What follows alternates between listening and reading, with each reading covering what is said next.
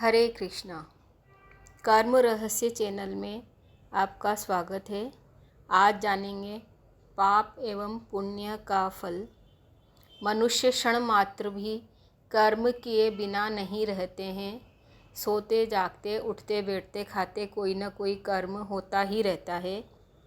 पाप पुण्य इस लौकिक और पारलौकिक फल के विषय में एक बात और समझने की है कि जिन पाप कर्मों का फल यहीं पर कैद, जुर्माना, अपमान, निंदा आदि के रूप में भोग लिया है, उन पापों का फल मरने के बाद भोगना नहीं पड़ेगा।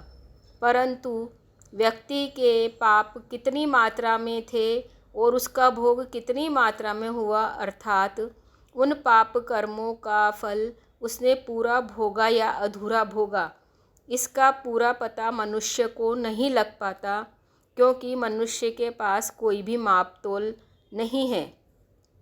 परंतु भगवान को इसका पूरा पता है। अतः उनके कानून के अनुसार उन पापों का फल यहाँ जितने अंश में कम भोगा गया है, उतना ही इस जन्म में या मरने के बाद भोगना ही पड़ेगा। इसलिए मनुष्य को ऐसी शंका नहीं करनी चाहिए कि मेरा पाप तो कम था परंतु मुझे दंड अधिक भोगना पड़ रहा है। मैंने तो पाप किया ही नहीं पर मुझे दंड क्यों मिला? कारण कि सर्वज्ञ, सुहृद, सर्वसमर्थ भगवान का विधान है कि पाप से अधिक दंड कोई नहीं भोगता। जो दंड मिला है वह किसी न किसी पाप का ही फल होता है।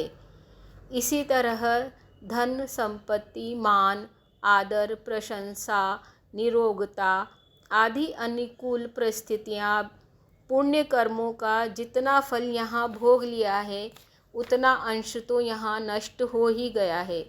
जितना बाकी रह गया है वह परलोक में फिर भोगा जा सकता है। यदि पुण्य कर्मों का पूरा फल यहीं भोग लिया गया तो पुण्य कर्म यहीं पर ही समाप्त हो जाएंगे। हरे कृष्णा।